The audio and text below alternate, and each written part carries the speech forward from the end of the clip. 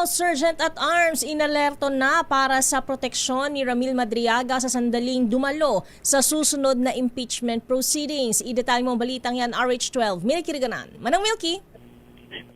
Nakayateya may pag-ugnay ng House Sergeant-at-Arms sa Bureau of Jail Management and Penology at sa Korte para matiyak ang proteksyon ni Ramil Madriaga.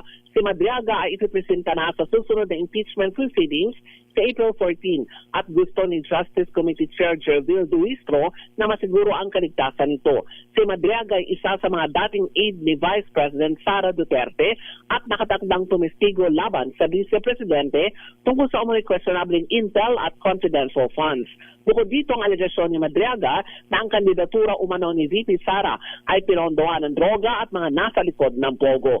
Narito ang pahayag ni Justice Committee Chair Jervil Luistro.